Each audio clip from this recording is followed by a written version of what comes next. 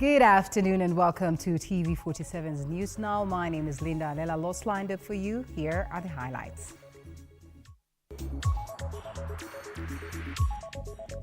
Top on News Now.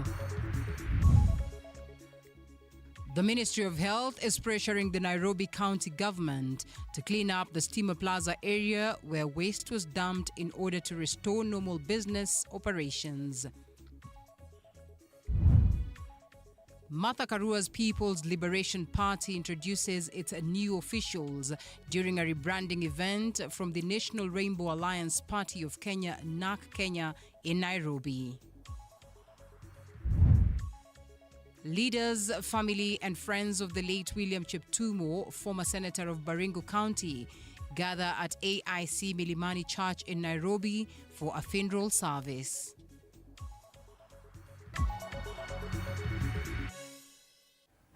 My name is Linda Alela. We go straight to it, where the Ministry of Health is pressuring the Nairobi County government, that is to clean up the Steamer Plaza area where waste was dumped in order to restore normal business operations.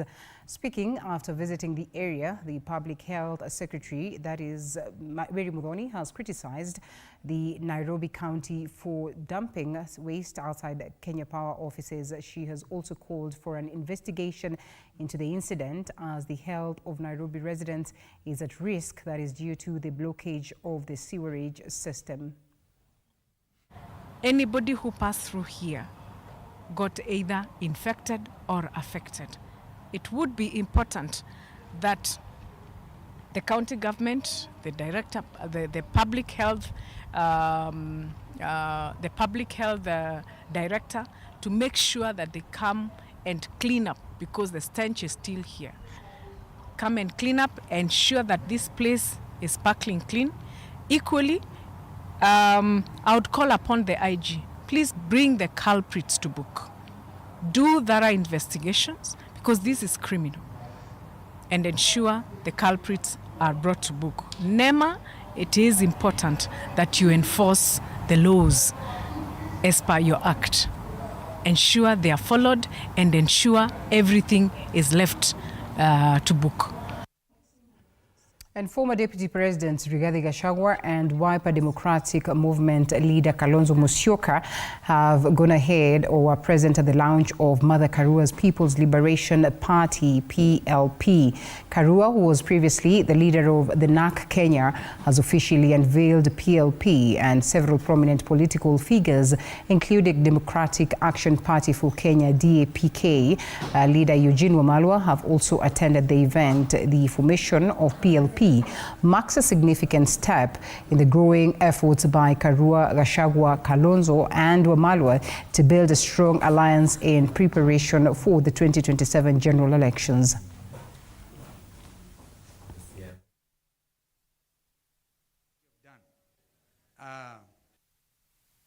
William Ruto gave me some names, and one of which was Mutu ya Katikati.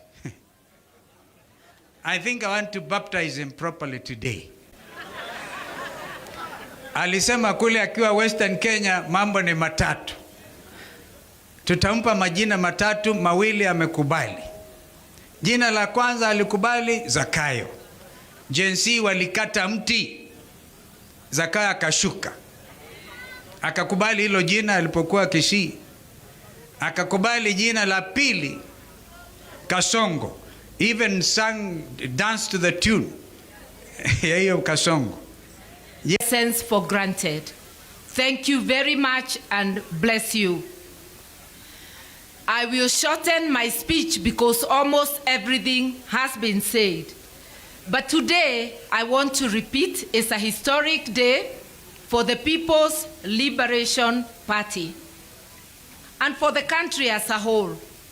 When leaders gather as we have gathered here together, with a common purpose of uniting and liberating the country, it reminds us of the coalitions of yesteryears, especially 2002, when for the first time we had a change of government. We are now looking at a coalition that is going to unite and liberate this country.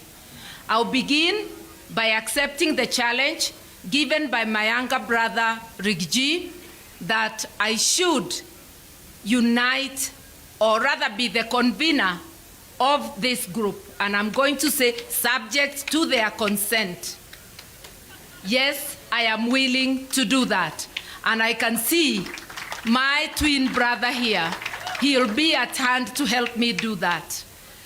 And I have had the willingness of all my brothers present, and also our East African brothers and sisters, about cooperation. 39 shisha bongs, 11 charcoal cartons, 12 cartons of assorted flavors, and 13 charcoal carriers were confiscated at a club in Nairobi by the National Authority for the Campaign Against Alcohol and Drug Abuse, NACADA, as part of its efforts to enhance the Gazette Notice 292 of 2017 that states that the ban of the manufacture, consumption and distribution of shisha in the country is on. And of course, the Director of Compliance and Enforcement at NACADA, James Kuskei, has issued a warning to all business owners that are engaging in this illegal act. 2 suspects have allegedly been arrested, a seller and a supervisor.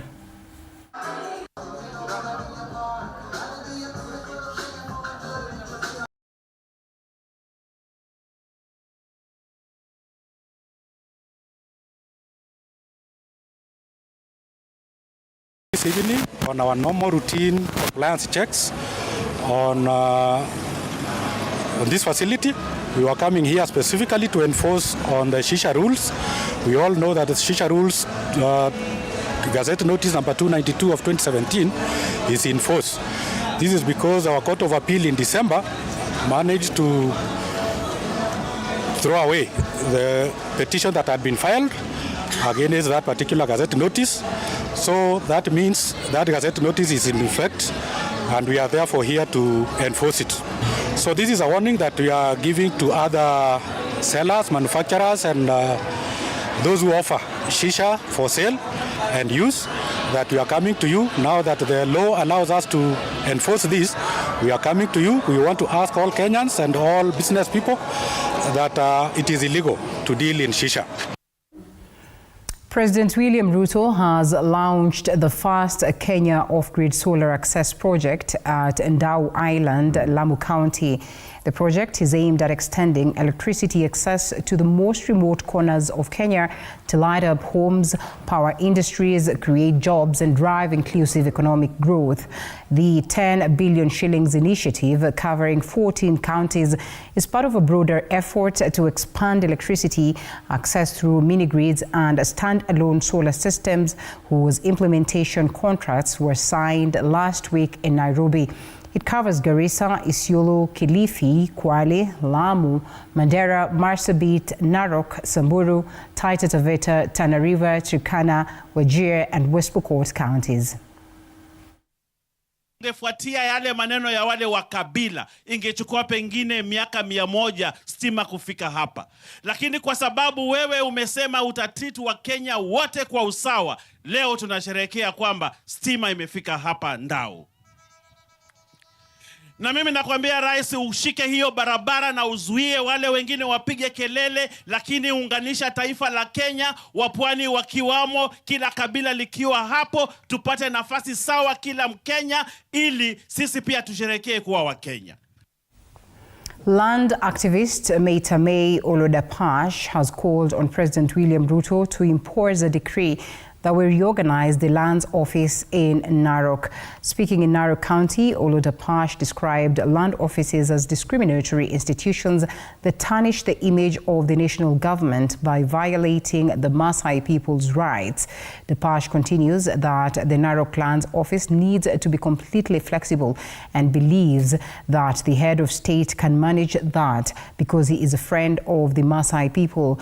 He emphasized that Kenya is an unequal nation and that there are communities that require protection from the state. By saying that land in Narok today, Maasai land in Narok today is under very serious threat. These threats start with the lands office in Narok. The land office in Narok has become a quagmire of corruption, inefficiency, discrimination, and all manner of, just very bad image for the national government. An incredible space that violates every single right of the Maasai people. I want to appeal to President William Samoei Ruto. You are known as a friend of the Maasai people. We know in Kenya, the nation state called Kenya is not an equal nation. We are an equal nation, a nation of the unequals. There are some communities that are so vulnerable that they actually need the protection of the state. In Kirinyaga County Commissioner Hussein Alaso has warned the residents of South Ngarima, that is Mwea, Kirinyaga County, against being incited by politicians to take the law into their own hands. Speaking during a meeting at Ikurungu Center, the commissioner informed the residents that anyone found guilty of killing someone will be held accountable. This happens after the region has experienced insecurity in their recent past, attributed to land concerns. The commissioner added that the government is trying to finalize allocation of title deeds so that the people of Ngarima can have peaceful settlement. The commissioner urged the residents to report suspected members of illegal gangs such as Mungiki to the police and not to try to cause chaos. Ikiwa kuna kundi la watu ambao pengine wanafanya nini na wanaibia na wananyang'anya na wanaitia pesa, ni mzuri tuende kwa afisa wetu wa polisi, si ndio? Tuambie hawa wakora wako wapi? Hapa. Hawa askari yetu wafanye nini? Washike. Wafanye nini? Kazi. Lakini wewe ukiamka, wewe na wewe mkiamka, museme huyu ni Mungiki, si ndio? Leo tumuchome. Nani anaweza kuniambia kama huyu ni Mungiki ama huyu si Mungiki? Nani? Manake hakuna number plate. Kwa hivyo hiyo ripoti peano ndio ifikie wakubwa wetu, na huo mtu ataweza kukamatwa na aende astakiwe. Kwa vile tukiendelea na kufanya hivyo, sisi wenyewe tutajimaliza. Tutamalizana sisi wenyewe. Leo ni kijana wangu ameuliwa, eti sijui hata yeye ni wa grupu ile. Kesho ni kwako. Je, tutakuwa wapi? Hii Ngaliama ni kuonekana ya kwamba hata hiyo mashamba itachukuliwa tu na serikali. Kwa hivyo tuache ndio tuweze kudumisha amani na maisha, naona itaendelea. The Africa Media Festival 3rd edition has laid a foundation to foster an environment that promotes discussions around the evolving media landscape as well as opportunities for innovation and growth. The event brought together media professionals, storytellers, and innovators from across the continent, aimed at sharing ideas, fostering collaboration, and advancing media practices in Africa. This year's edition took place at the National Museums of Kenya.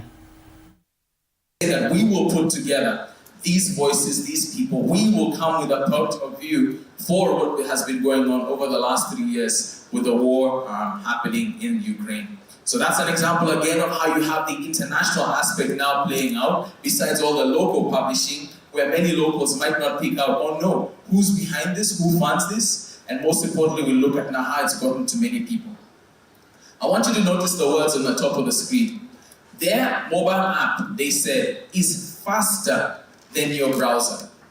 So what they've tried to do is make sure that the utility of their mobile app experience is built from the ground up from an African perspective. It would preload stories for you. So when you leave your place, you turn off your data, it is still serving you stories. So they are building for a use case here. And on top of that, you'll find that they made agreements for what are called pre-installs. So as millions of people buy millions of smartphones, those apps are coming pre-installed, legit, Tuko, Briefly, Yen for the respective markets, and with notifications on.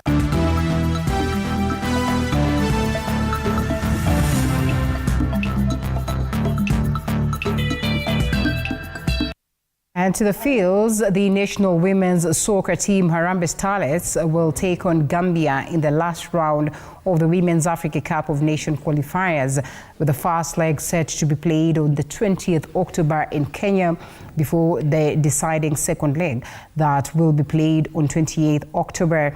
This comes after the after Beldine Odemba-led side sealed a narrow 1-0 win over the mighty Tunisia on Wednesday night to ensure she proves her doubters wrong. The Starlets will now embark on their preparations for the final round of qualifiers as they aim to secure a ticket to the Continental Showcase for the first time since 2016.